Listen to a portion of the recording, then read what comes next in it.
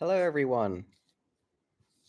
My name is Taran Matharu, and I'm doing a live today, mostly because I just wanted to check out the live feature, see how it works, see if this is something I'd like to do more of. It's not something I've done before, so I just wanted to test the waters and see how how the live functions. I basically only gave 15 minutes notice, and I have almost no YouTube subscribers who know that I'm into From, so I don't expect too many people to join.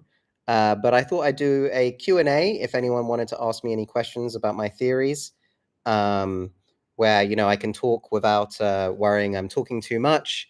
So if anyone has any questions in the chat, please feel free to ask. Otherwise, I'll just launch into a little bit about how I think clues appear on the show and why those clues have led me to the conclusions that I've had. So I'm seeing that we have 5 people. How has my tarot theory evolved? That's a very good question. To be honest, the tarot theory has not evolved much at all, because once I've assigned every character on the show a tarot card, which I now have done, there's really not that much more to do outside of figuring out how the fact that everyone's a tarot card affects the world that they're in. So one thing that has evolved with my tarot card theory is that it's very clear to me, and I'm so certain of this. Like, it just seems really obvious if you really take the time to watch the entire show with tarot card symbology like spread in front of you, so you know what each tarot card looks like, and then you watch the show and you see these characters saying things or behaving in certain ways that tells you which card they are. Like Boyd, there's a scene where, I mean, first of all, the Fool card, which is what Boyd is, um, involves somebody with a sort of hobo sack on a stick on their back, following a little dog off a cliff. So the Fool card um, it's almost like the Joker in a pack of cards. It's a special card. It's actually considered card number 0. So tarot cards are spread into 2 sets of cards. One's the major arcana. That's most of the main characters on the show are major arcana, although there's a few minor arcana, which is the other set. The minor arcana is kind of like our modern day playing card sets. So they have an equivalent of a king, of a queen, of a jack, except they call it a knight instead of a jack, for example. But the major arcana are like specific cards, like the Fool, the Magician, the Empress, the Lovers. Like, they're very specific cards. But like Kenny, for example, is a 2 of something. I can't remember which, because he holds the globe up.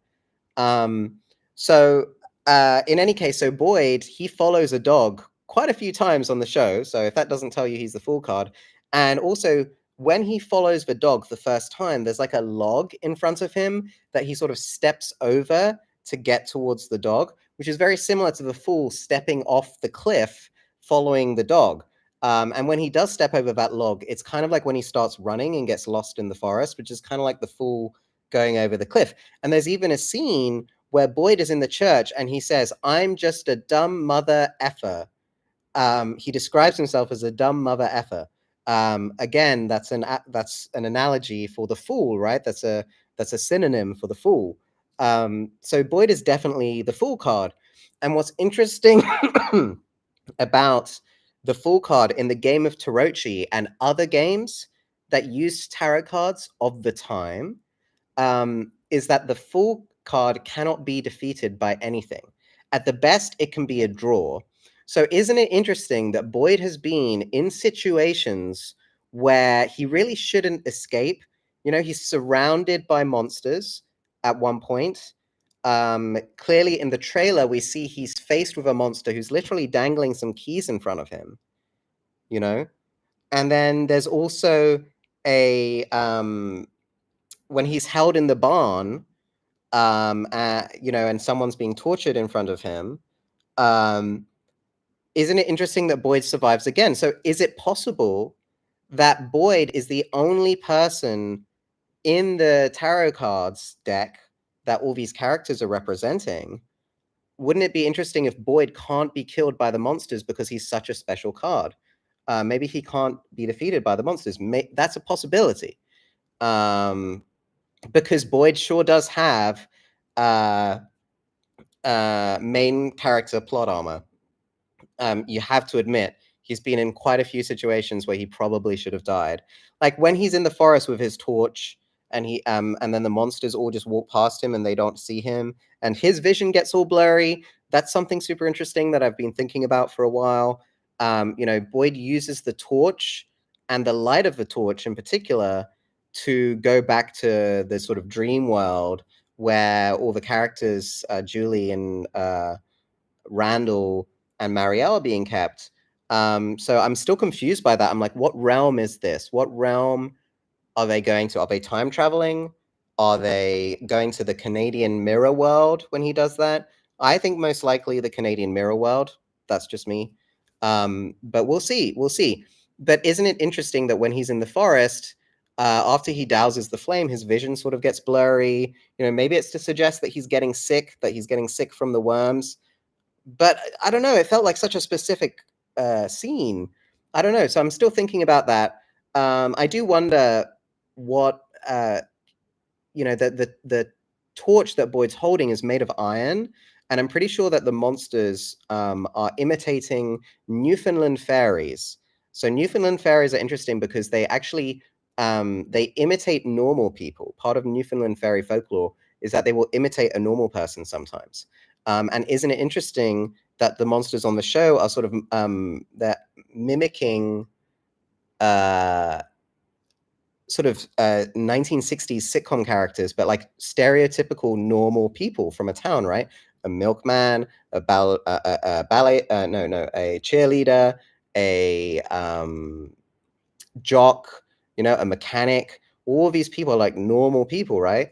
And the reason I think that people that the monsters are dressed that way, well, I'll explain that later. But the point is that if they are Newfoundland fairies, there are two things that Newfoundland fairies are weak against.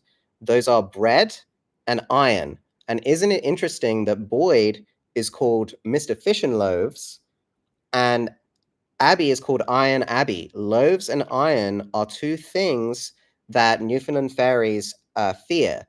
And they also fear breadcrumbs. And isn't it interesting that on the coach, there's a book called Crumbs when Bacta discovers the two old people who have been murdered by Smiley in the back of the bus. So I'm thinking about that a little bit. So I wonder whether the iron of the torch that he's holding does something. Maybe that's why the monsters ignore Boyd in the forest. Maybe it's because he's the Fool card. Maybe it's because he's got this iron torch and they fear iron, so they just decide to ignore him. I don't know. Hard to say. But yeah, so that's how my tarot theory has evolved. I think that Boyd is the Fool card, which may give him some protection against the monsters, potentially. Maybe he's undefeatable. Maybe he can only be trapped. Maybe. I don't know. So let's see what the comment says. Yeah, he literally walked up to a monster and put his hands around his neck and survived. Yeah, and then later he's like literally could have been surprised by the monster with the keys, and she's like looking for these when she could have just slashed him like Father Catry got slashed, when he turned around. So, Boyd is being kept alive because his pain is extra delicious, and like the boogeyman views it as like a personal challenge to break Boyd rather than just kill him. So that is also another possibility. It's not just because he's the Fool card. This is why it's so difficult to theorize on the show. There's so many possibilities, and my theory, there's so many things that I think might be happening on the show, but you have to pick the ones that are most likely. Otherwise, you have to give like 3 options for each thing that you think is going on, and it becomes really messy. You can only do that a few times when you're like, this would be a really good solve, and this would be a really good solve, but I don't know which it is. So you mention both, but sometimes I have like 3 or 4 things that I think could be applying, but I can't put them all on the show. So yeah, so that's what I'm thinking about at the moment with that. So yeah, what else? Someone says I have been summoned. Hello. Well, interestingly, my book series that I'm most famous for is called the Summoner series. So maybe you're making a reference to that. Who knows? Thank You for the Summoner trilogy is one of the few sagas that I have it in 2 languages. Okay, so maybe some of the people who follow my YouTube because of Summoner are here. So I'd be okay answering questions about my writing as well, if that's the case.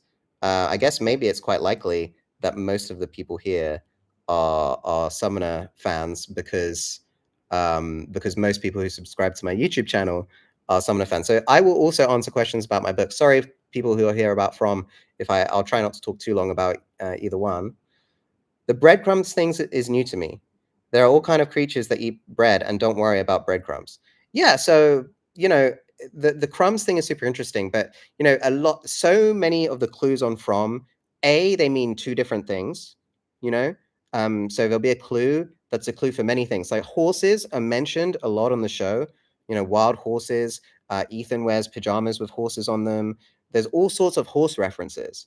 So, and I think horses are actually a clue to many things on the show, which is why. So I think the frequency of a clue.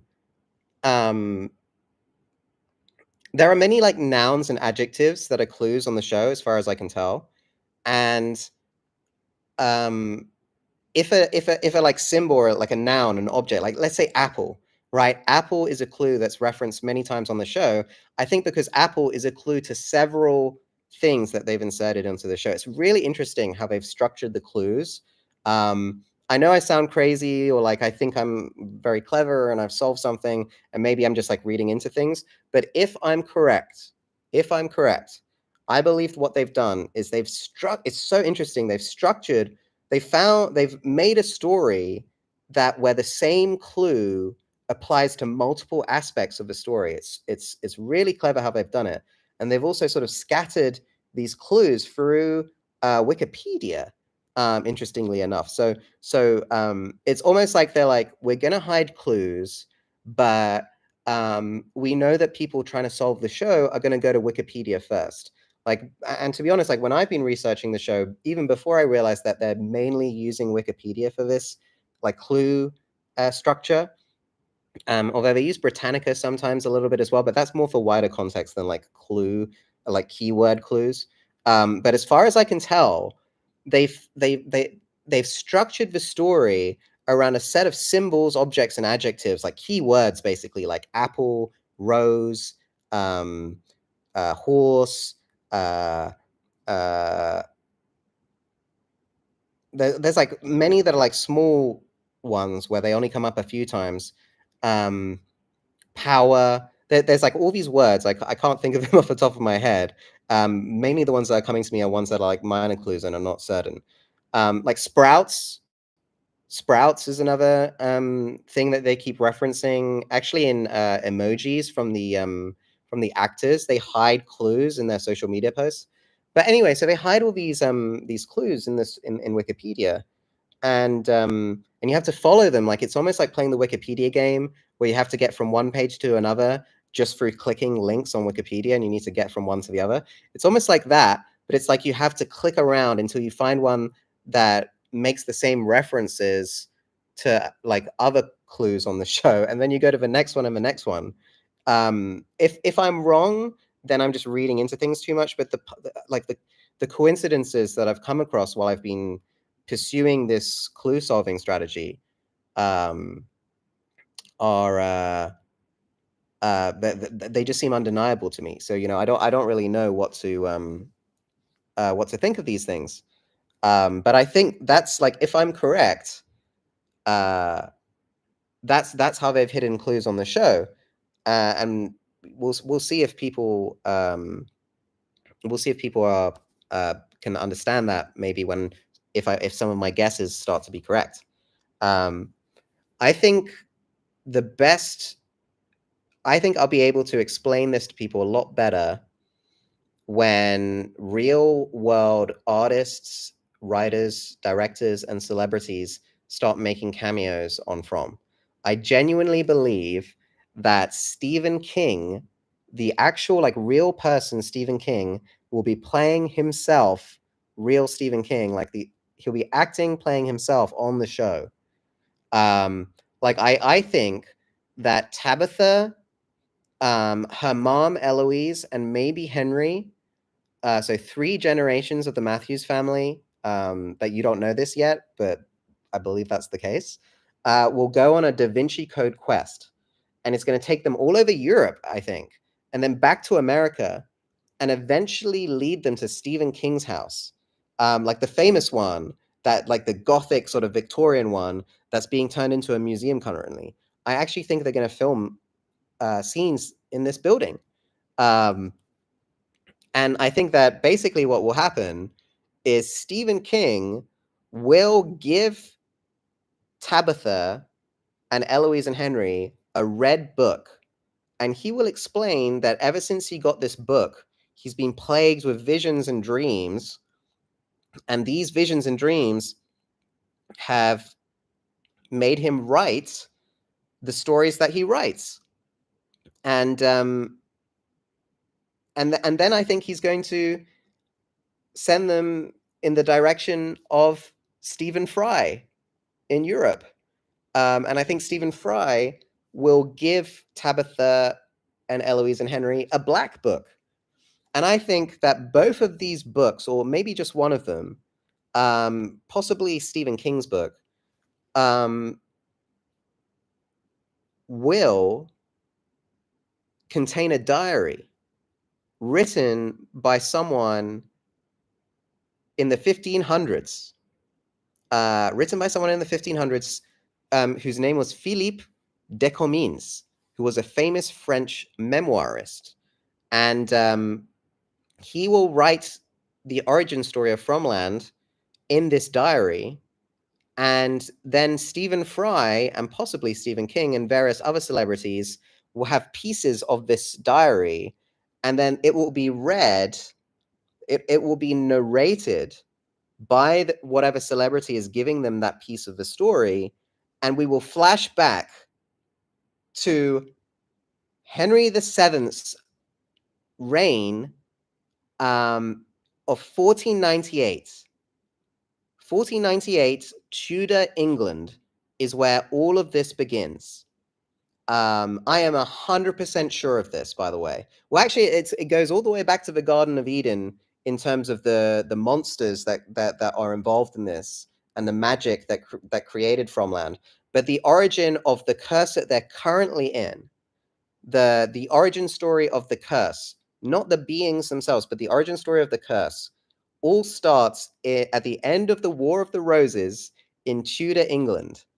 And I know for a fact, for an absolute fact, I swear, I have solved sufficient clues and searched sufficiently long in this time period. I think I probably spent 3 months trying to figure out who the witch is, which historical figure the witch is in the origin story of Fromland.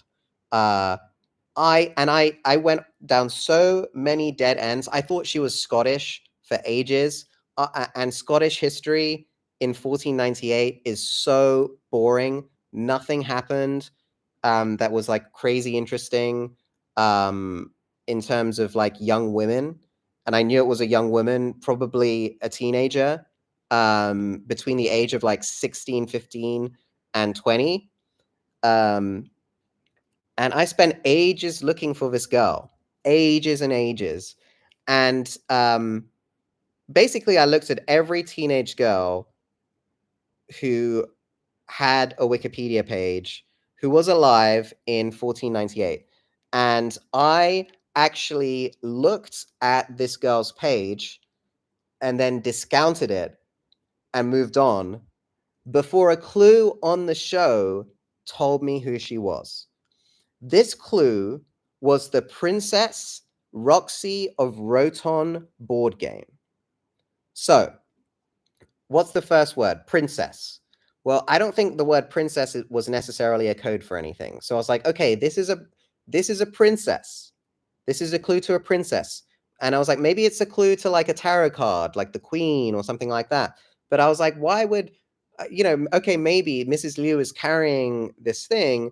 But Mrs. Liu, and then I was like, well, Mrs. Liu is one of the queens in the tarot deck, so maybe it was like they're putting princess here, and then it's queen. So again, I ignored this clue, thinking that it was just a clue to Mrs. Liu being the queen on the tarot deck. But actually, as it turns out, it does mean princess, in my opinion, right? So it's princess and then Roxy of Roton. Now, Roxy is short for Roxana, which is a Jewish name, which means bright or light. And then Roton is an invented word. It doesn't exist, except for in ancient Greek, the word for rose is Roton. And the Latin word for rose is Rhodon. So I was like, okay, so it's Princess something Rose, Princess Bright Rose, Princess Bright Rose, Princess. What if it's the Princess of the White Rose? What if that's what the clue is representing? So I was like, oh my God, didn't I look at princesses of the York family? So I'm going to have to give a little bit of historical context here, and I'm sorry if it bores everyone. I can see I'm not getting too many comments, but maybe people are listening and finding it interesting. But basically, in 1498, here is what happened. It was the end of the War of the Roses. The War of the Roses was when the York family, who are the White Rose, and the Tudors, who are the Lancastrians, they're the Red Rose, right? They were at war with each other. They were both claiming the throne, and one would win for a while, and they would have the king, and then there'd be a rebellion, and they'd put their king on the throne, and they would constantly. This war went on for ages, right? Generations. And did you know that Game of Thrones, the Starks and the Lannisters are because the idea for their rivalry came from the War of the Roses with the Yorks. So Starks goes to Yorks, right? And then the Lancasters and the Lannisters. I mean, come on, right? Isn't it interesting? This very, very interesting time period. So the War of the Roses is now over. Okay. Now the York family, they had just daughters basically and two sons. And when one of the the Yorkist king gets crowned, and then he dies, and the crown is supposed to pass to one of his sons, but instead his brother Richard III, I think it was, steals the crown. He makes himself king, and he locks up the two Yorkist boys in the Tower of London. And if any of you have ever seen the documentary Princes in the Tower, The Princes in the Tower, that documentary, I guarantee you John Griffin has watched that documentary. I guarantee you, because it's all about because in the origin story of Fromland, one of these princes actually becomes a character in the origin story. So please bear with me. So this uncle puts himself on the throne, and all of the girls go into hiding in Westminster Abbey. So isn't it interesting that Abbey is called Abbey? A big part of this origin story is Westminster Abbey, although I don't actually think that they're going to show this in the origin story. This is just the historical context I'm giving you right now. Okay, so, and sorry, because I haven't read about this for a while, so some of the names are escaping me.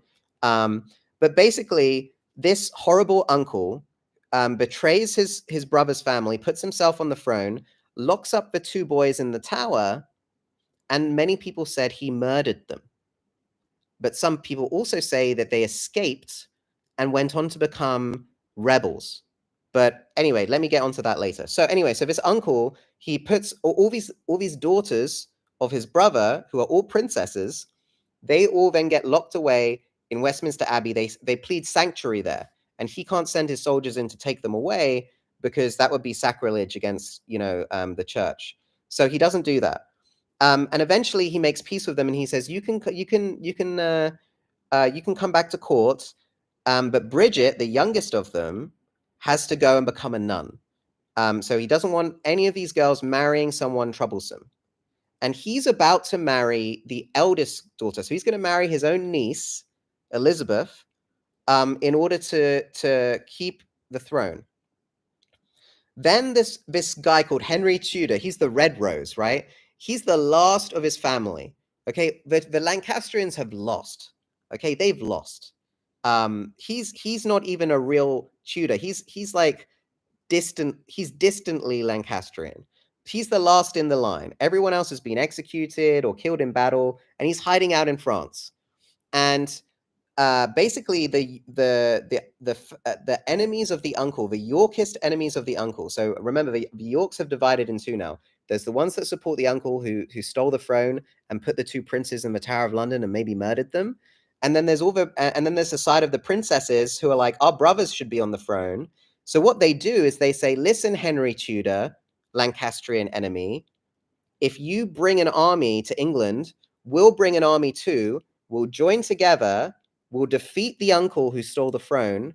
And then you get to become king and you marry Elizabeth, who was going to marry the uncle. And we unite the houses. And that's exactly what happened.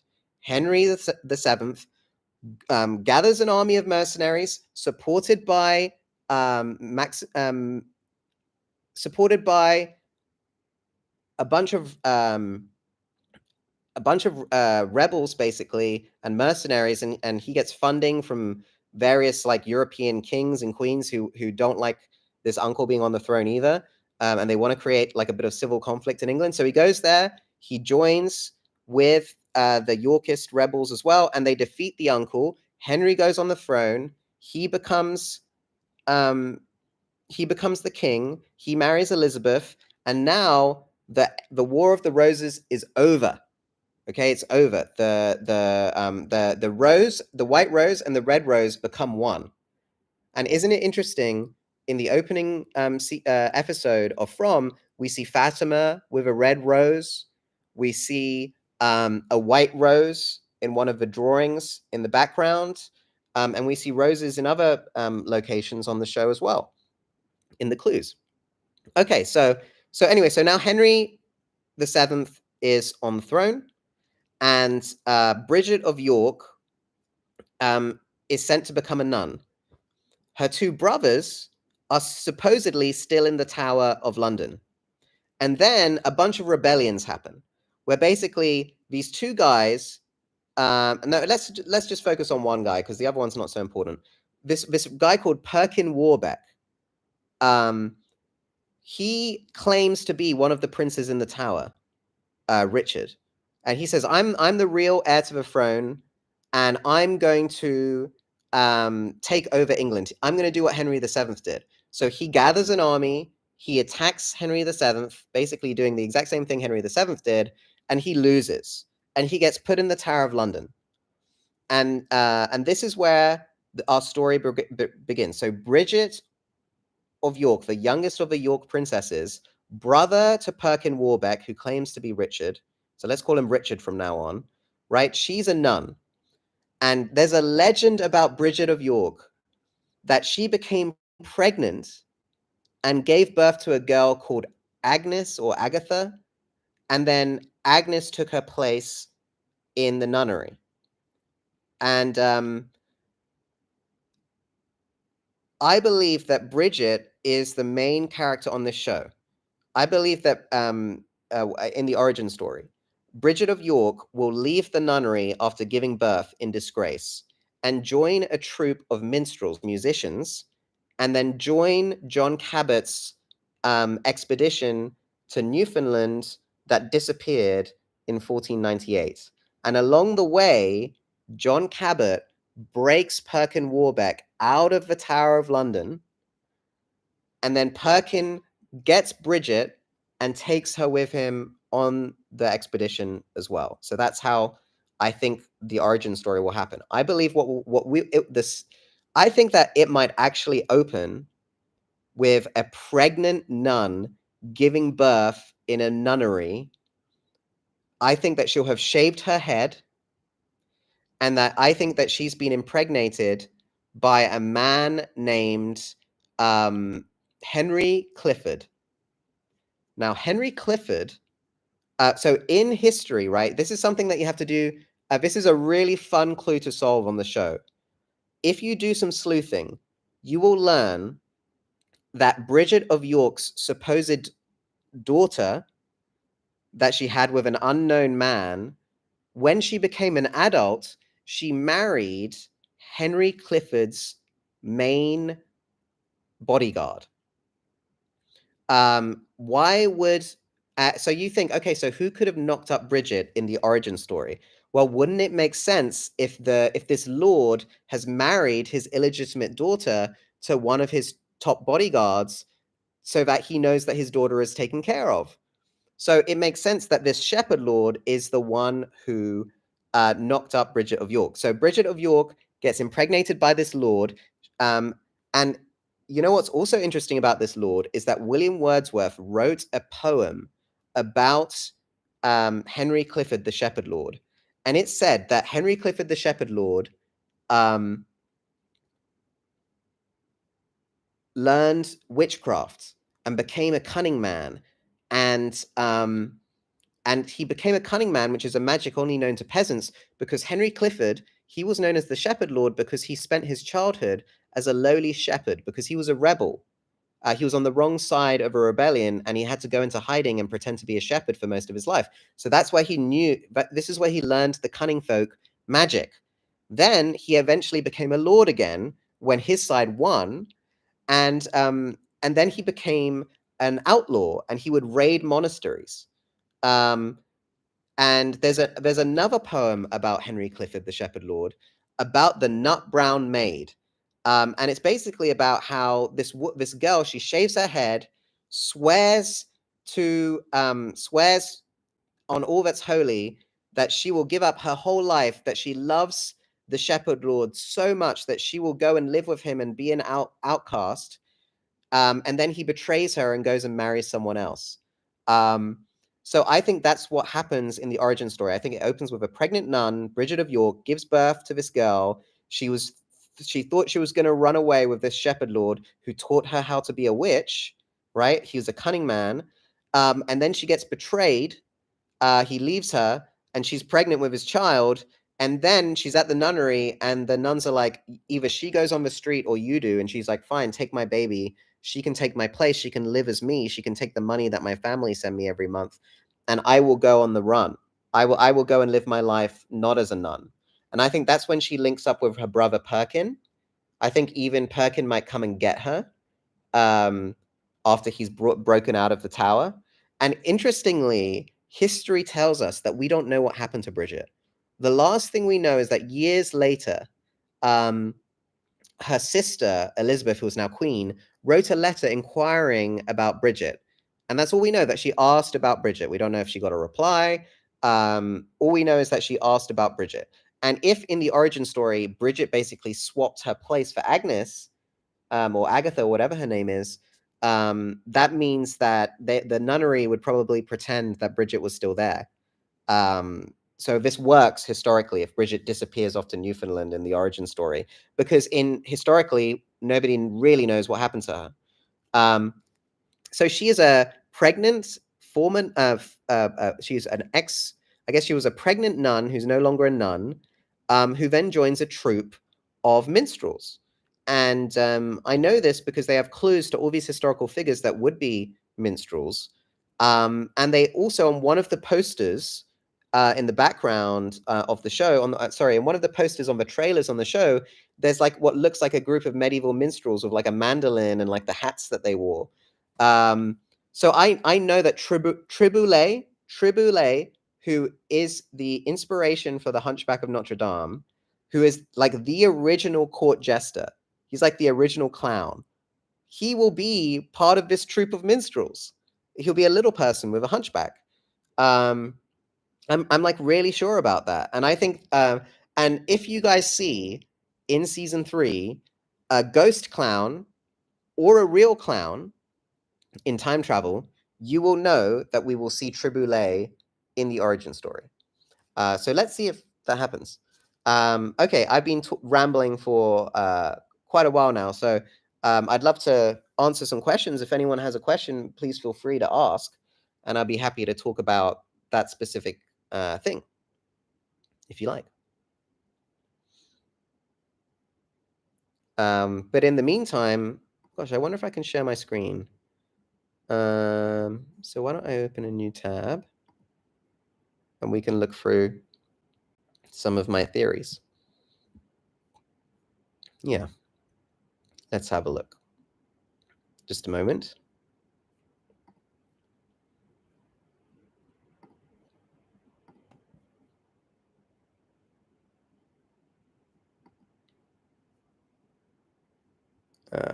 My internet's very slow for some reason. Here we go. All right. So one thing we could look at is, no, not that one. Oh yeah. So who could play Eloise in From season 3? Can you guys see that? Yeah, I think you can. Okay, so what's interesting about From is that they use a lot of Canadian actors. And I like even major characters are Canadian. And that's for several reasons. But in any case, it basically what I want to do is I want to talk about who could play Eloise in season 3. Because even if you don't believe that Eloise is Tabitha's mother, like I do, we can still theorize about which actress might play her, because we know what she looks like when she's a kid. So let's have a look here. We know that Victor is 54 in 2022 from Land, because he's 10 years old in 1978. Jeff Pinkner, in one of the interviews that they did about the making of From season 1, mentions that he's 10 years old, I think. He either says 9 or 10 or 10 or 11, I can't remember, but 10's definitely in there. So if we assume that, then he's 54. Now, the From Wiki says that Eloise and Victor are twins. And it also says their name is Fromager, which is just cheesy enough that it makes me wonder if someone's just sort of put a joke on there.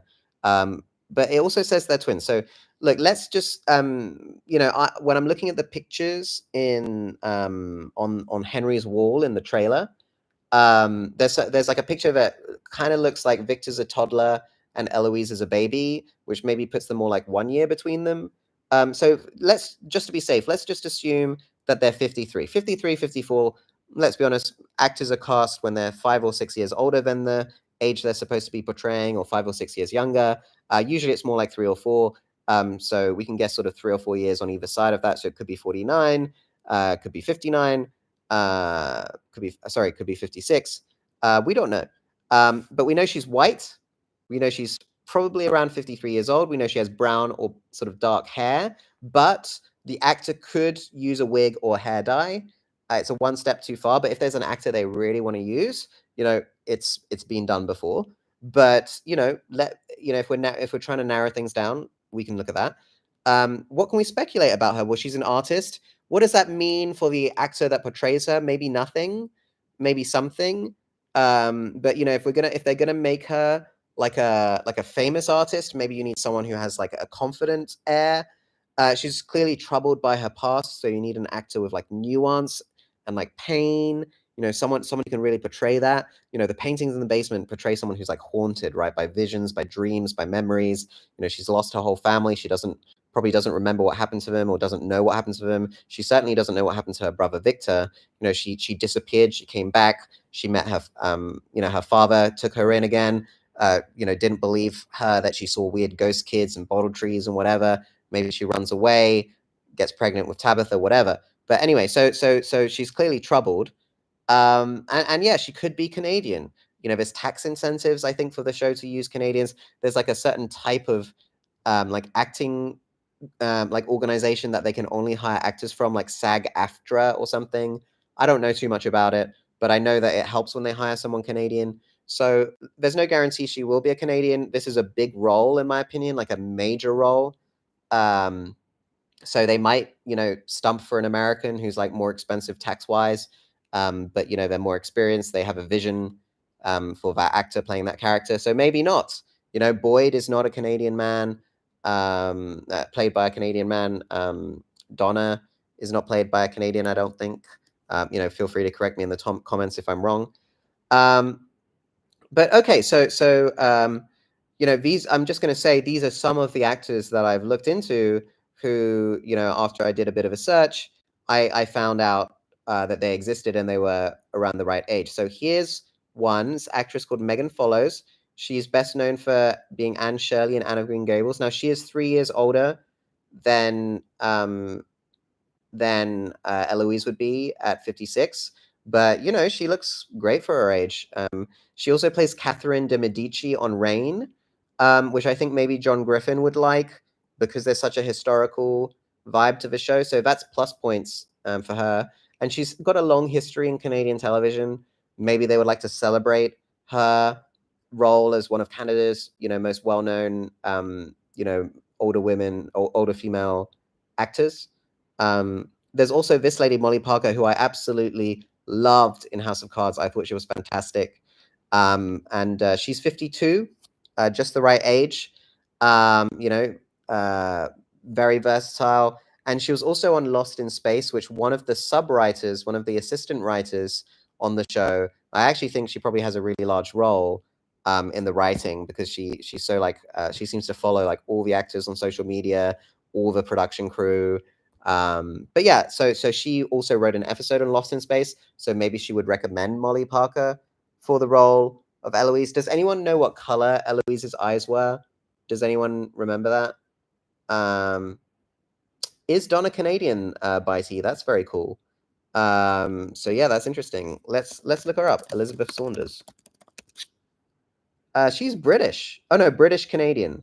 Okay, great. So what does that tell you? It says, Boyd then, Harold Perrineau. Let's see. Sorry, I'm just Googling. He's American. But, Ricky, I think he's, is Ricky Canadian? Oh, he is, yeah, Ricky, he's Canadian. So, yeah, if we're looking at women who are, experienced older female actors who have like a presence, a representation of being, sorry, I lost my train of thought there. But anyway, oh yeah, so people have a certain pedigree, like Harold, like Elizabeth Saunders. Molly Parker could be a very good option for Eloise. I've looked into the social media profiles of both of these actors, and they both have like a dead space around the time that I think they were filming the Eloise scenes with Tabitha. And to be honest, for season 3, there's probably not that much to film. So, they really could have been on the show. This Amanda Tapping, you might recognize her from Stargate SG-1. She does have a lot of social media posts where she's not in Canada or Europe or America. I don't know where they would film the scenes with Eloise. Probably wherever. I wonder where they're from. Does anyone know where? You see, I'm at a disadvantage when I'm trying to solve this show because my American geography is horrific, like absolutely awful. But yeah, Amanda Tapping, I would love her as Eloise. Carrie Ann Moss, you all know her from the Matrix movies, and more recently the Acolyte series. If you enjoyed that, I didn't like it very much, but you may have. And yeah, Carrie Ann Moss is, I loved her in The Matrix. The Matrix was my favorite movie for a very long time, or The Matrix Reloaded was anyway. And then Tori Higginson, I personally haven't seen her in many things, although I did watch Stargate Atlantis. I just don't remember her from it. But in the comments of this post, people did say that they recognized her. So maybe she's better known in North America. I don't know. But in any case, she looks like Eloise. She's 54 years old. She's Canadian. These are potential options. There are probably more that I'm missing, but these are like the main female actors with a pedigree, with a history of, nuanced roles, with a fan base of their own that they can bring with them. That's what I think it could be. So yeah, so I hope whoever's watching got a kick out of that. What else can we discuss? I think let's see if there's any other questions. So Real has asked, how do the Knights Templar fit in? And yeah, so the Knights Templar is an interesting one. So if you look at Newfoundland, if okay, let's look at the 1506 date, guys. 1506 is the earliest date on Tabitha's wall. I believe that Tabitha's wall is showing people who've carved the date, like metaphorically, in the wall on their way out of Fromland when they escape through the lighthouse. You know, if Tabitha fell through a portal in the air, to get back to the real world, maybe they similarly jump through the same portal potentially. But I believe that these dates are people leaving Fromland, which means that Fromland was created before 1506. You know, if not on 1506, then before 1506. So what does that tell us? Well, we have to look at the years leading up to 1506, and then we need to look at North America, because North America is clearly telegraphed as the basis for the show. All of the history is North American. Everyone in town is North American, from the United States specifically. Also with backgrounds in Iran, China, and India. And I think that that's going to be really important. By the way, on the show, I think that the ancestors of Fatima, Kenny, and Katri are an Indian fakir from, I've forgotten the name, but from an Italian explorer who knew John Cabot potentially, and John Cabot's Iranian slave. He famously and tragically owned a slave who was named Marina, which is probably not her real name. Might be in reality Mehrana, and they anglicized it. But apparently, a lot of Marina means from the sea, so potentially they he renamed her because, you know, he bought her on a ship. I don't know. But she was famously sold by him, and maybe on the show he then buys her back later, or buys a different one, buys a different slave. But you know, very tragically, he owned a slave and he sold it in Egypt. He sold that. I think it was a woman. Yeah, so he sold that poor woman in Egypt, which is, you know, very tragic and sad. Which means that John Cabot on the show will not be a sympathetic figure, in my opinion, because of this ownership of slaves, which I don't think the showrunners would necessarily want to promote. I think that he's a real person. You know, I don't think he'll be portrayed as some sort of hero like Boyd. And then famously, Henry VII had a he wasn't officially Chinese, but the first ever instance of fireworks in England happened at Henry VII's wedding, and fireworks came from China and gunpowder. So it's quite likely that there was a Chinese person there helping with the fireworks. And I think, and this Green Man, as they were known, were also stand-up comedians. So I think this sort of Chinese fireworks expert comes on the expedition with John Cabot as part of the entertainment, essentially. So yeah, so anyway, my point is this. We're looking at these historical, we're looking at North American history. Who set foot in North America before 1506 who wasn't a Native American person?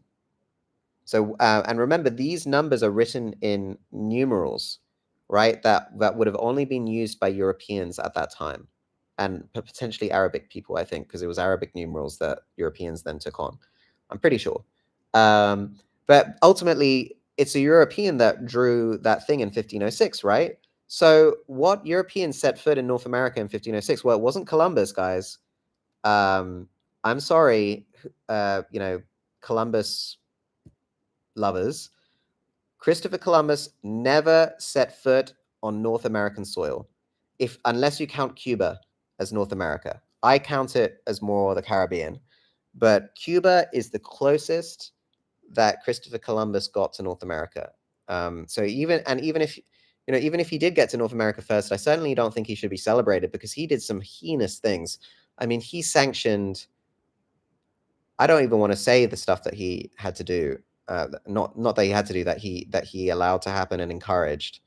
But he, real genocide, like the things he and his crew did to the Taino and Arawak people was so bad that they actually went and hid in the mountains and all starved to death. Like they even starving to death, they preferred to starve to death up there than come down and be anywhere near him because of the stuff he was doing. But in any case, Christopher Columbus literally never set foot in North America unless you count Cuba and the Bahamas, which I don't, for the purposes of this show. So where did explorers arrive in North America before 1506? Well, they all, exclusively, all of them, went to Newfoundland. Every single one. Every single one.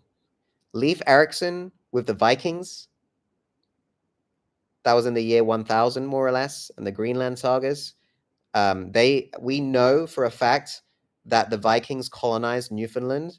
There's a place on the northern tip of Newfoundland called Lance aux Meduses, Cove of the Jellyfish, which is where the Vikings had a ship repair station, they think, there, which means there were probably other settlements in North America, and they called this place Vinland. And that was Newfoundland, guys. And then who was next? Probably Basque fishermen, to be honest, and whalers, Norman fishermen, French fishermen. But really, the first recorded visit to Newfoundland was in 1497. John Cabot, and John Cabot came on a ship called the Matthew. He may have even we don't know where he landed, but it may have even been a famous part of Newfoundland called Boyd's Cove. Boyd's Cove is famous in Newfoundland for being the main site of the indigenous people's archaeology. So clearly the Beartalk people inhabited Boyd's Cove, which I think is pretty interesting. That it's called Boyd, and obviously Boyd is the main character. And then after John Cabot, Lavrador of Portugal, or was it Spain? I don't know. Another explorer, and also the Corte Real brothers. And now we know that an Englishman from Bristol called William Weston came to Newfoundland in 1499. And I actually think that he forms part of this origin story. I think William Weston rescues most of the people, most of the historical figures that go to Newfoundland with John Cabot and brings them back to Europe to continue their lives in history. But guess what, guys? Before 1506, nobody went to North America anywhere but Newfoundland. And I know what you're going to say. You're going to say Newfoundland is in Canada, but all the people on the show are from the USA. Like Alaska is not a part of Canada, it's the part of the United States, and people come from Alaska. There's pins in Alaska. So it clearly affects the United States as a country, right? As a territory, not North America as a whole. And what I say to you back is this. I believe that the showrunners knew that it would be an easy peasy guess, if they made it affect all of North America. Everyone's going to look at expeditions to North America before. So they're like, no, let's make everyone focus on the United States and Christopher Columbus, right? And the Jamestown and the Roanoke colony, right? No. So what I think they're doing on the show is, I think there's a Canadian mirror version of Fromland, and we're looking at the US version. So I think there's two versions of Fromland, one Canadian, one from the United States. And I think that basically what's happened is in the early 1900s, basically the curse, I believe the curse is in a witch's trap. Basically it's a curse trapped inside a witch's bottle, buried underground in the ruins of an old church. And I believe that later on in time, after the 1500s, when this happened, they built a lighthouse on the top of where this church was. So the curse is located under the middle of the stairs, right in the center of the lighthouse. And this lighthouse I think that the lighthouse is Cape Race Lighthouse in Newfoundland, because there's this lighthouse was famous for several things. It was famous for having a unique Fresnel lens. It's literally one of 2 lighthouses in North America that have a Fresnel lens. And guess what lens they use in the lighthouse on the show, which they spent a lot of money recreating? A Fresnel lens.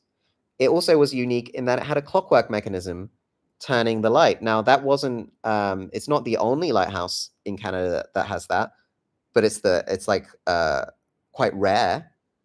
And there's also one of the number plates apparently has Mercury written on it. And interestingly, the lens, and by the way, they recreated that clockwork mechanism on the show again for a lot of money. That's a real clockwork mechanism that they used. So so that's another reason why I think it's Cape Race Lighthouse. And then the Mercury clue, the lens floated on Mercury. So that's another pretty interesting connection. So I think that, and also there's like it was famously the first land-based radio station that heard the Titanic distress call, and it helped coordinate the rescue. So it's famously connected to the Titanic. So anyway, so in the early 1900s, this Cape Race Lighthouse had a radio station installed on it, and it stayed there until 1965.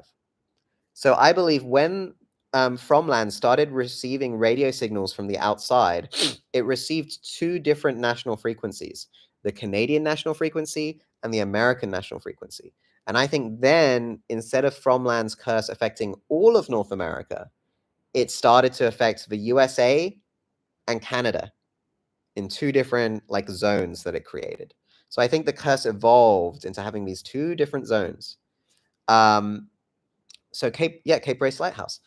And when the radio station was turned off in 1965, the monsters who had been watching American sitcoms on the TV in the caves to create their illusions of normal people, suddenly they're not getting any signals anymore. So their illusions remain stuck in 1965, so that when they start appearing again, their illusions are out of date because they didn't have the TV to watch. So that's what I think is going on there. Anyway, this is all a very roundabout way of saying I believe that the history of Newfoundland is where this curse originated. And interestingly enough, the Templar, there's a legend of a man called Henry Sinclair. And isn't it interesting that the peach crop is called Clary's peach truck? So Henry St. Clair, he famously, according to legend, teamed up with the Zeno brothers, 2 Italian explorers, and along with the remains of the Templar who had been wiped out by the Vatican and the Church, the King of France, to steal all their money and their treasure, like several hundred years before. 100 years before, the Templar were wiped out, and 100 years before that, the Cathars, who were similar to the Templar in some ways, were wiped out as well.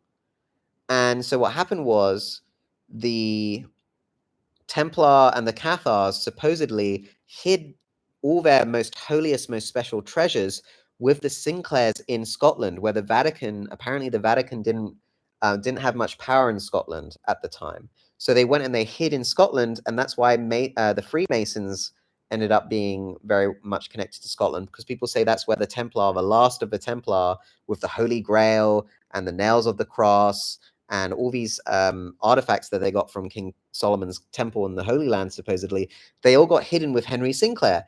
And the legend goes that Henry Sinclair sailed with these Italian brothers and the remains of the Templar and the last of the Templar treasures and the last of the Templar fleet, and hid it all somewhere in northern Canada. So if anyone has been watching, what's it called? If anyone's ever watched The Curse of Oak Island, guess what?